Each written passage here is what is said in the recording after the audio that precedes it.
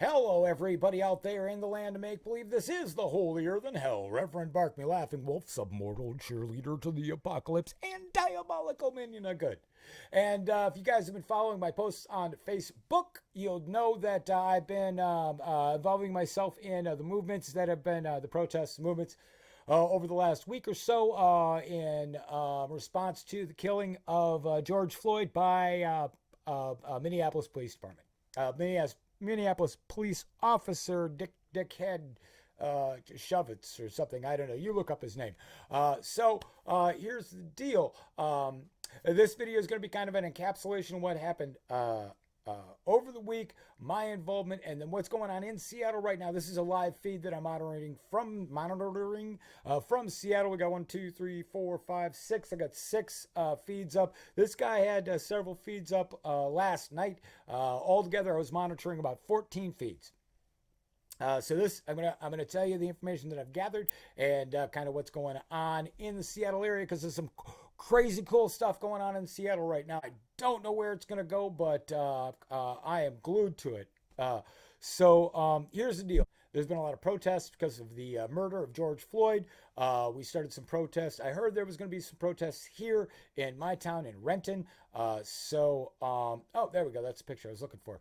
So here, my town, Renton. And so Monday I went out, I facilitated some stuff for the wonderful young ladies who are running that organization.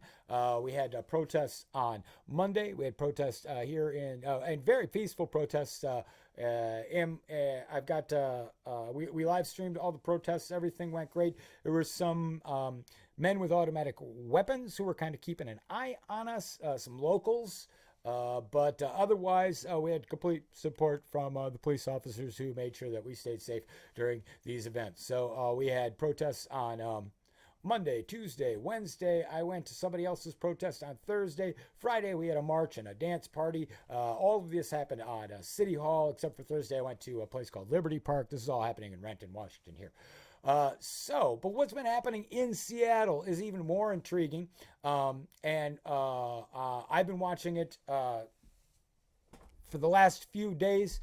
So for 12 days, the protesters in Seattle were at a place called the North Precinct in the Capitol Hill area. And I don't know if you guys know Sir Mix-a-Lot's song, My Posse's Out on Broadway.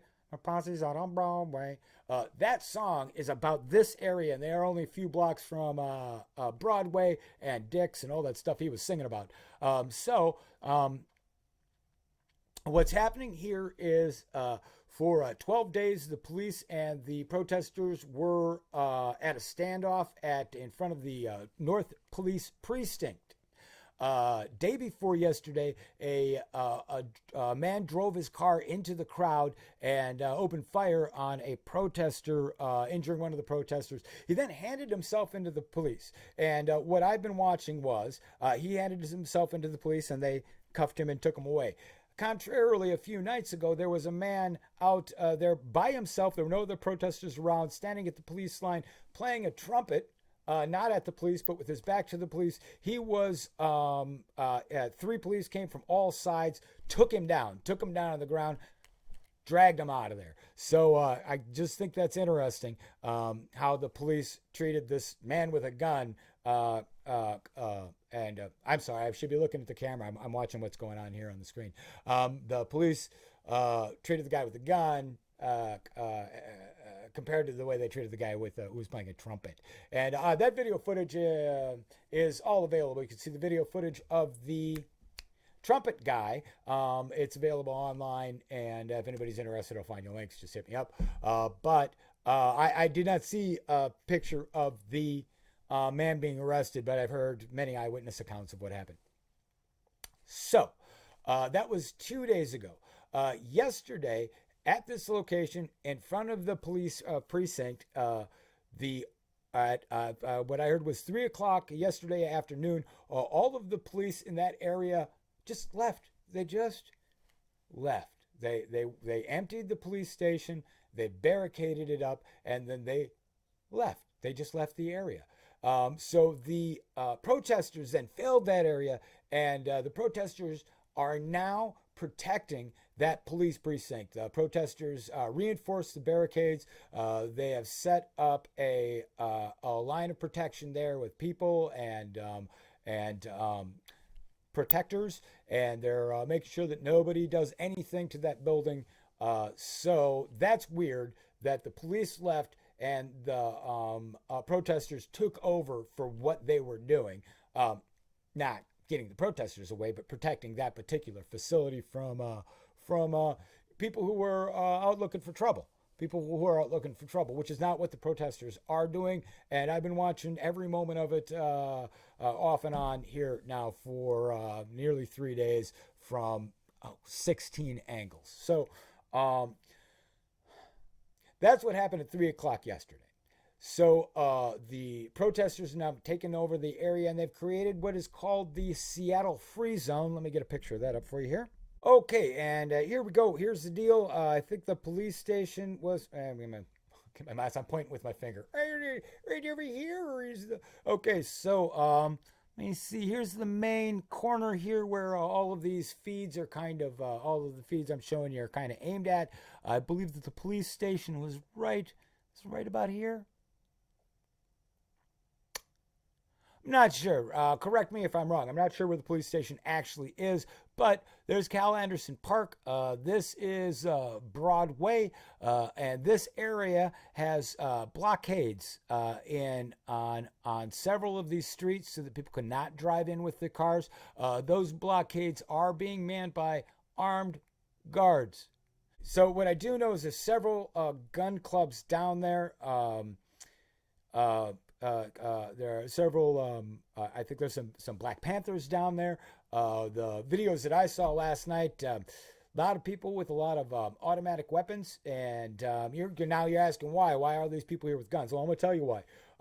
At some point last night, and I can't tell you exactly what time, a group of white supremacists calling themselves Proud Boys showed up in the city. They crossed I-5, our local highway, headed for this park here, Cal Anderson Park. And they made it to Cal Anderson Park at that point. Now, I've dealt with these Proud Boys in the past.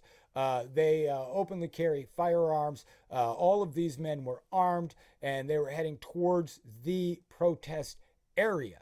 And there was a lot of talk about this happening, and that's why there was a show of force there among the protesters to defend themselves in case of this emergency. Now, the amount of armed people in the protest dwarfed the amount of Proud Boys that showed up. From my estimates, at least 4 to 1.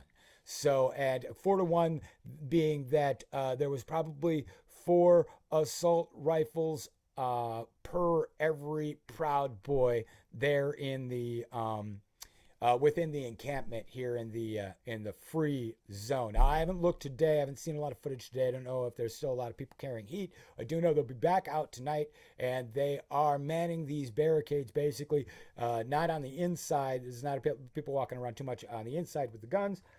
Except I do think they do have somebody stationed to watch the police precinct themselves. But they're manning the barricades, making sure that nobody comes through with bad intentions. So again, the Proud Boys did show up here at the Cal Anderson Park area, and from what I heard through police scanner reports, the police headed them off and sent them a pack-in back into the city, into another part of the city. They did not show up in the area, and I have not seen any footage or pictures of these Proud Boys in the area, but lots and lots of reports of them actually being there. So at this point, I'm going to take it as pretty solid information, unless I hear otherwise. So then what happened? Well, I'll get you back here to the live feeds. Okay, here we're back at the live stream. There's a lot of great speeches going on. Now, these speeches have been going on for quite a while now. I assume they're going to continue going on. I've got this live feed posted up on my Facebook page, and scroll down or find it, or send me a private message, and I'll just give you the link. I'm monitoring this and plus several other pages.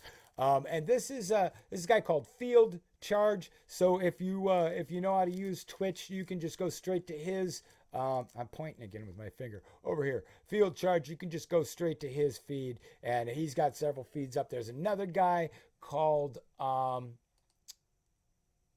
stop it.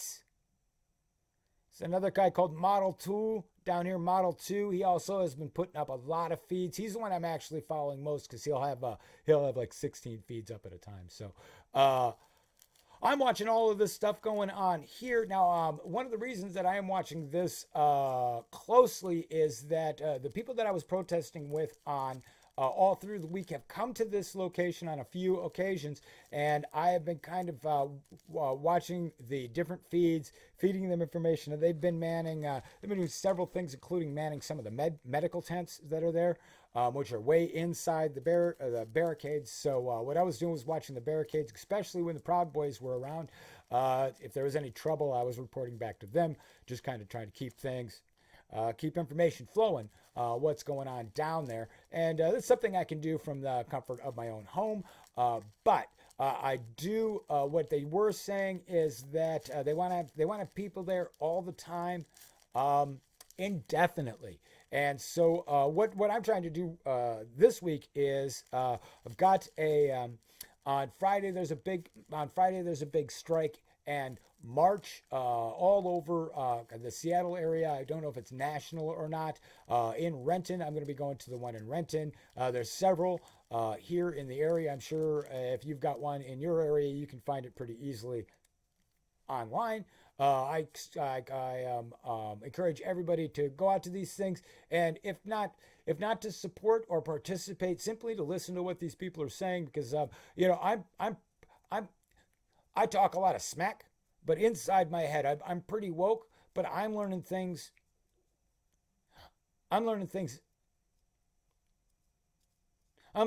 every day from watching these speeches. This is up here is our socialist city council member in Seattle. I live in Renton. It's the socialist city council member from Seattle. Her name is Swanta, I think. As one important step towards defunding the police. Welcome, Mogo. Oh, let me pause it there. Okay, she said some incredible speeches. She's been having some pushback because even though she's socialist, she's part of the establishment, and she came to speak last night, and there was a lot of hubbub between her and the protesters because they see her as an insider, kind of. But because she isn't one. She isn't one. Not if you know anything about her. Not if you've read her. Not if you've read about her or follow how she votes. And yeah, she is not an insider. She's part of the movement. She's part of the movement. And I'm not saying everybody agrees with everything that she says or that she's right. I'm just saying that she's not part of the establishment. That is a fact. At least this establishment doesn't think so. They don't include her. She's not included. So that's interesting. She showed up a couple times. Now, what they do need is some people down there on the ground. I've got stuff going on right now that keeps me busy till Friday night. I got some stuff going on Saturday. Friday, I'm running a food drive, actually, for the Renton protests. So when I'm hoping that I can get people to bring a can of food or something to the protest, and then I'm going to collect it and take it to a local food distribution center called Sustainable Renton, and they have a drive-up grocery store. Drive-up now that it's the COVID season. They have a drive-up grocery store, free grocery store that I hand out food on Sundays, and a bunch of good stuff going on there. So yeah, that's what I'm doing. But what I'd like to do is I'd like to get up here and help with some logistics on Sunday and Monday night. I think they'll have plenty of people out over the weekend, but they'll probably slow down a little bit on Monday and Sunday night. So I can do 2 8-hour shifts there. One of the problems is that I'm well known by the by the Proud Boys, so I can't lurk outside that barricaded area too far, because I do happen to know the Proud Boys like to hang out on the fringes, and I'm not up to fighting a bunch of armed Proud Boys by myself at 2 in the morning in a parking garage in Seattle. So I'm gonna stick with the group. But yeah, my hope is to figure out some way to get down there on my electrical bike and help out with some logistics. What I've been watching, I keep going, oh, if I was there with my electric bike, I could help with that. If you guys want to know why I'm doing this, well, I've been doing it for a long time. From my chair. But now that there are places I can go and things that I can do to help out, back in '91 there was something called the Desert Shield. Look it up.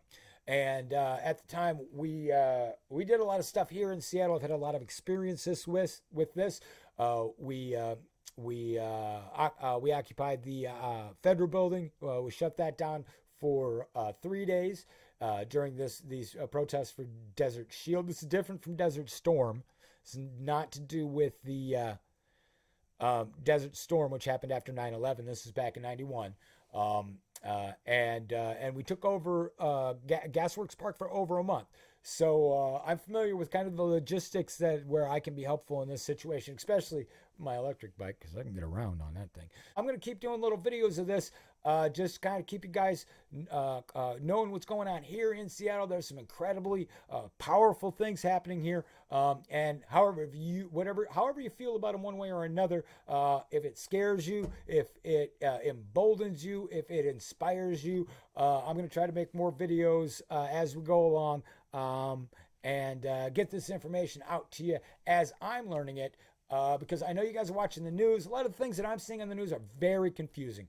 So I'm watching a lot of news. I'm getting a lot of that information together, and I'm trying to get it to you in a little nice little package. If you have any questions about anything that's going on, let me know either in the comments or you can PM me.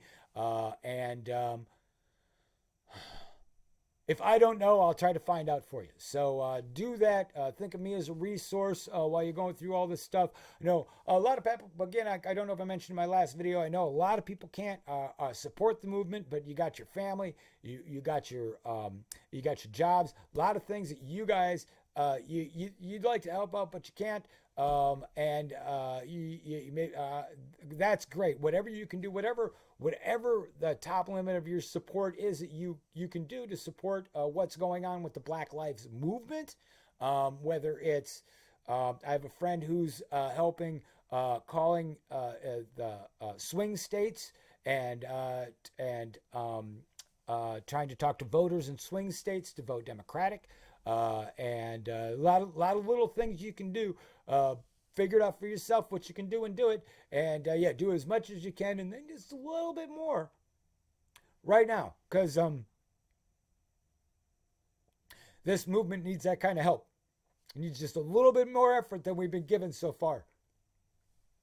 But I'm all in is the deal with me. My business failed. I've got enough money to try to restart it in the spring when COVID ends, hopefully. Got a little bit of money socked away for that. But otherwise, as for time, I'm not putting much time back in on my business right now. I am just, I'm all in on being an activist. And I believe an abolitionist is what I am. If you like labels, which I do like labels, it makes it easier for me to figure out what things are. So, I am. I've got a lot of things going on in the background as well that I'm not telling you about. But except for that, I'm doing a food drive this Friday and trying to get out to this free zone to do a shift on Sunday and Monday nights, help out with logistics. So, I think that's about it. See you guys in my next video. See you guys in my comment section. Until next time, Godspeed, Earthlings.